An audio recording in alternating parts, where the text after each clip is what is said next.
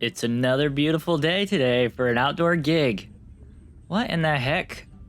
I don't think I've seen this much cloud cover in July ever, really. Today my role is a bit different. I am not actually running sound for the band. I am going to be the liaison for the venue so that I can show them where to plug in for power or if they have any questions about the system so that they can put on a great show. Listen, I don't even know if that word was right. I just wanted to sound smart. I probably did the opposite. It is already extremely hot even though it's cloud cover, and there's a chance for rain. It has been raining quite a bit around here, which doesn't seem like the norm, but the plants are loving it. Bands, not so much.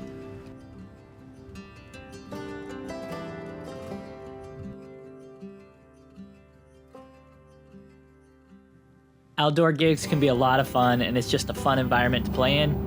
But with the weather looking like this, who knows? We keep this access closed to the public, but I'm going to open it up because they're bringing their own sound, and it's going to be outdoor sound. So that means they're probably more than likely bringing a trailer.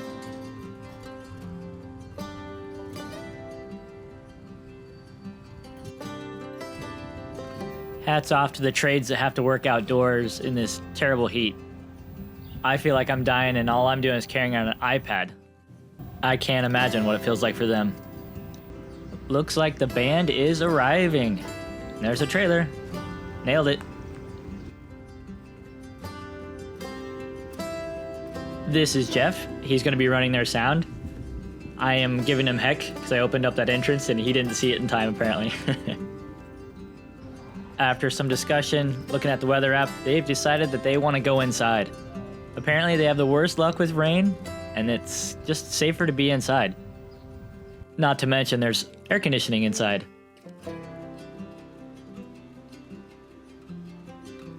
Oh man, I already feel better.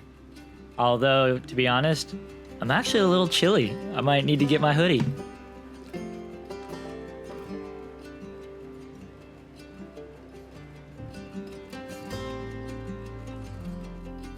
Since we're inside, he's still gonna use his mixer, so I just need to turn on the lights and I need to set up the mixer to have a scene where we can just feed his mixer into our mixer.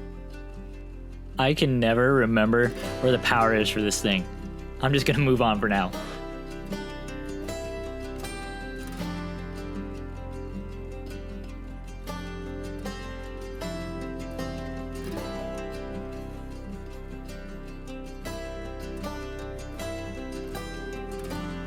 There we go. I did it.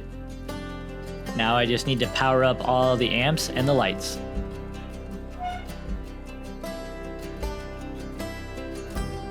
Sometimes there's a delay in the amps turning on and it freaks me out every time, but we're good. It's been a minute since I've been indoors, so I'm trying to remember how to use this lighting controller. And if you look in the background, there we go. We have colored lights. First thing I'll check to see is if Matt has a scene built for them. I don't see one, so I'm just gonna load up the last scene I used, and then I will set up the 3 beginning inputs so that we can run their mixer into ours.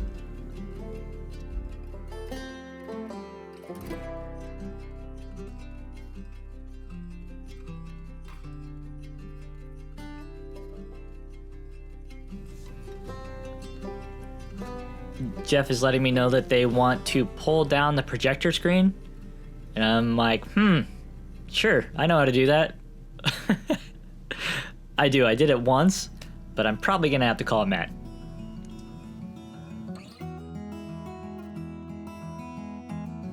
Getting the sound system set up is the most important part, so I need to look at my channels and here rerun the subs off the mono channel.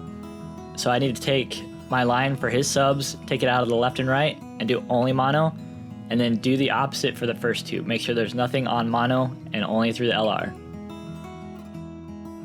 And you know what's better than one X32? 3 of them. Holy smokes, Jeff. We are going over the plan for the day. Since neither of us have worked together before, we're kind of getting a feel for how each of us do sound. But the reason that we're running it into our mixer instead of running just directly into the speakers is we have safety measures in place in the system so that if something were to accidentally get too loud, it won't pop and blow our speakers. I'm not saying that that would happen, but it's always better to err on the side of caution, especially when you're dealing with this amount of money for the speakers and the system itself.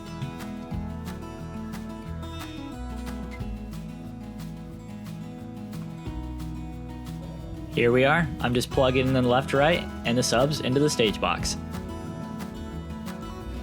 Here's a closer look at his rack. One of them is the mixer, one is for in-ears, and the other one is a spare. Looks like he uses these Milwaukee totes to store all of his cables in. Pretty interesting way to do it. I've seen one other person do this, and it was Nate. He's a YouTuber who has a channel called In The Mix.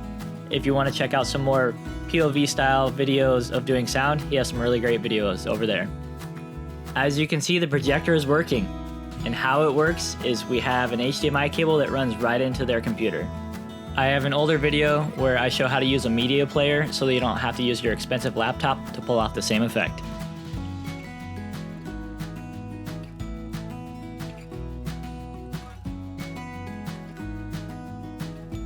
I love that they have kind of like ads going too, showing where they're going to be next. We used to do that on our breaks too, and it really helped get people to come out to us more. Just to verify real quick, I'm making sure that all the processing is off on each one of these channels. Well, most of it anyway. That way it doesn't affect their signal that they're sending me. We have the processing happening on our left and right and our subs. Time to test it.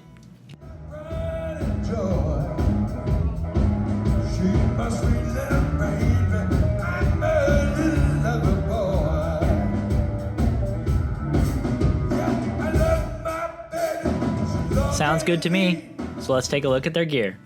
One guitar player is using the Pod XT into 2 deluxes. I'm not sure why there's 2.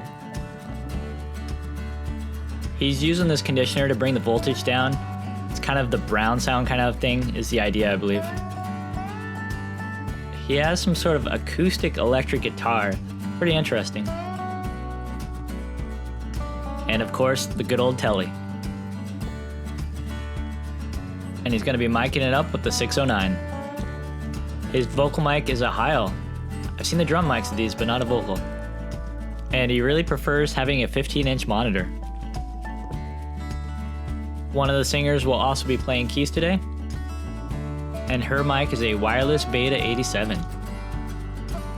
The bass player is using a precision bass.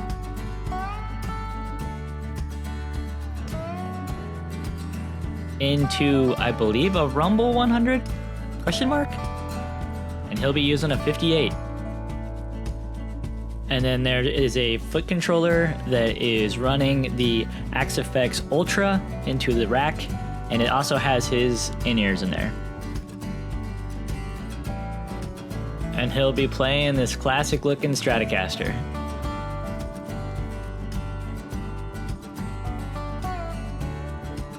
And they'll also have an acoustic guitar for tonight.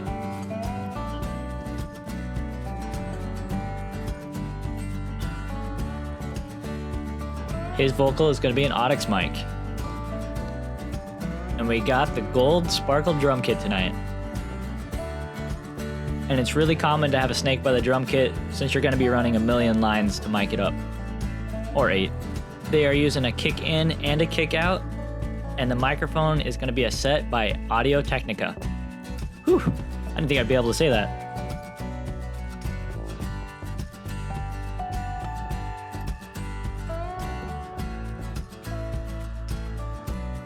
And his kick pedal is the DW.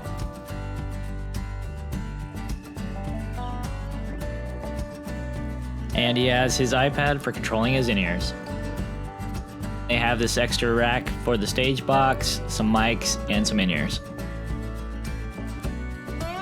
Well, I'm gonna head home. The show doesn't start for another 4 hours, so I'll shower and then come back. I won't be mixing, but I'll just be here to make sure that they get started off okay, and then I can head out. Hey, my Pocket 3 arrived. I'm gonna use this to shoot some behind the scenes videos for the members area. Anyone out there using this camera? Do you like it? I'm back, and it looks like the band made the right call. It's been sprinkling off and on, and that does not look friendly, and it's not getting any better.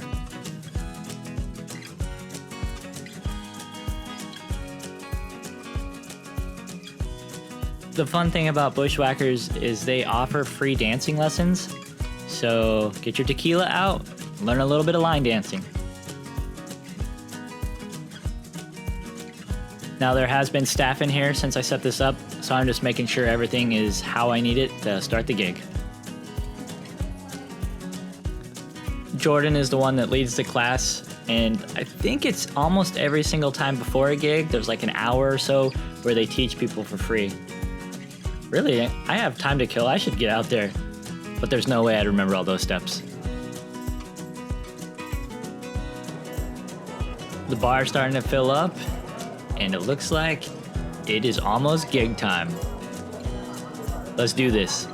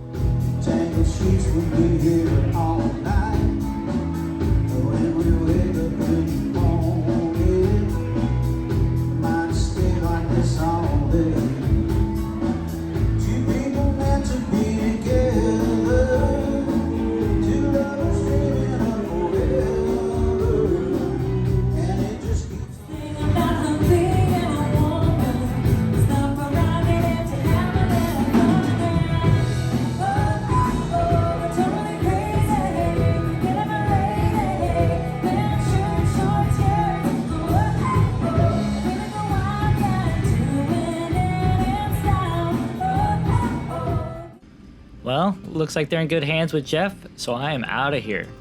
It's kind of crazy, I gotta go home and the sun isn't even completely set. It goes to show not every job is about you doing sound, but there are a lot of jobs you can do with your skills. Thank you so much for joining me for this video. Please like and subscribe, and I'll see you at the next gig.